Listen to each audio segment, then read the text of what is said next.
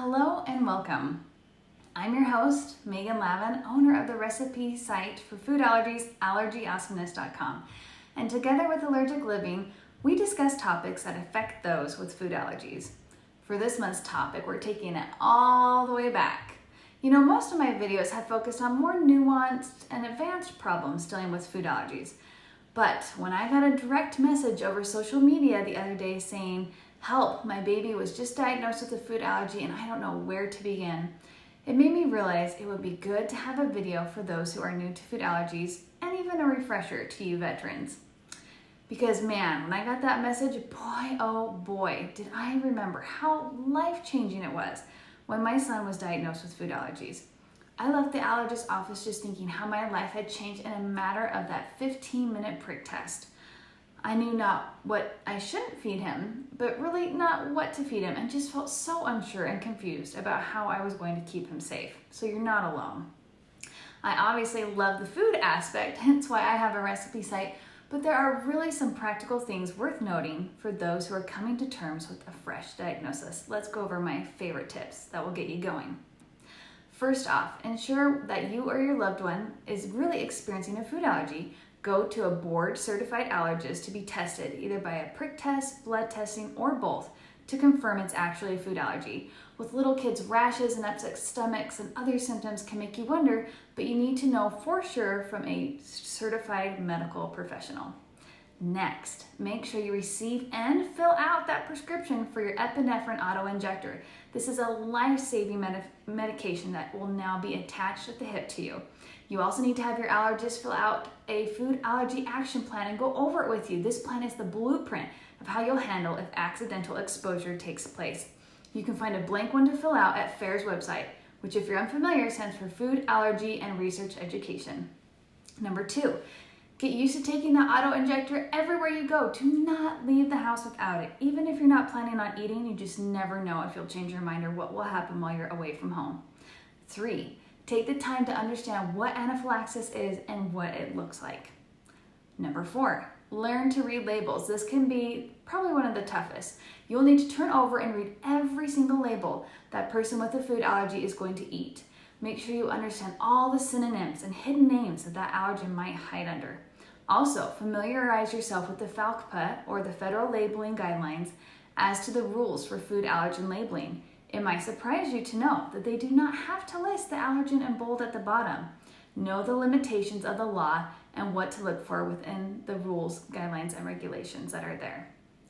Number 5, get that elevator pitch ready. From here on out, especially if it's a child that has been diagnosed, you'll need to be able to succinctly explain that your child cannot eat or be fed without it having a label, and the label being approved by you or the child if they're old enough to read and can understand labeling laws as well as you do.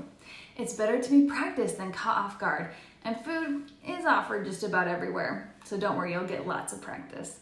6, find your people and some trusted sources. Allergic Living, that FAIR I mentioned, and others will help you stay up to date and give you guidelines as you progress on your journey. If you can, make connections and find others who are dealing with food allergies. It's so nice to have people who just get it. Just a play date with another allergy mom is so relieving.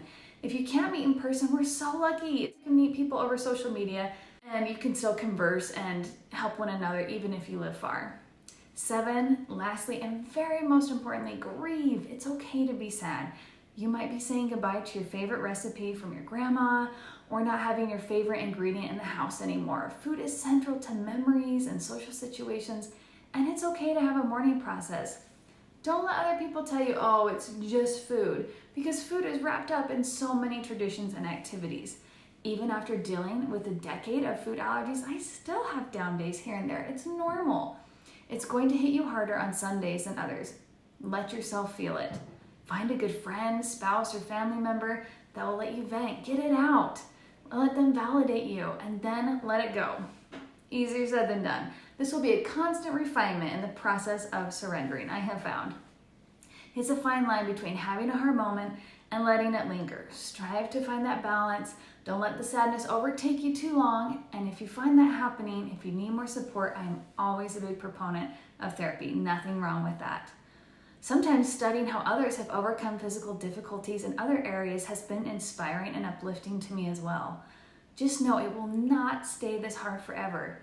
It will become a new normal. And before you know it, you'll go from that clueless mom who feels like she's been thrown in the deep end to making a YouTube video helping others. So trust me, it goes by quickly. And once you get up over that hill, we turn around, pull up the next person. It's this beautiful chain. Older allergy moms helped me, and now I can help you. The food allergy community can be a very helpful place, and you will find your place in it.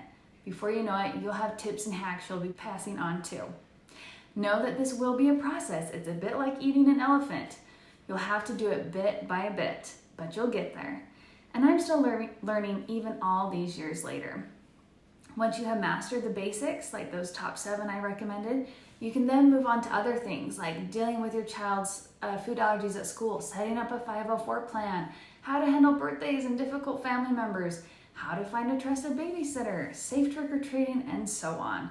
And don't worry, I've covered all those things I mentioned and more on Allergic Living's channel. Plus, they have a plethora, literally article after article, covering everything you need to know. So bookmark this page now. If you ever have anything you would like covered in Megan's Minutes, be sure to send me a message over social media. I'd also love to hear from you below if you have any other food allergy beginner tips that you found helpful when you were starting out. Let's hear them, let's share them together. Remember, you have got this. You can rise to this new challenge. Even if you don't believe in yourself right now, I do. Lean on my support. Take care, friends. I'll see you next time on Megan's Minute.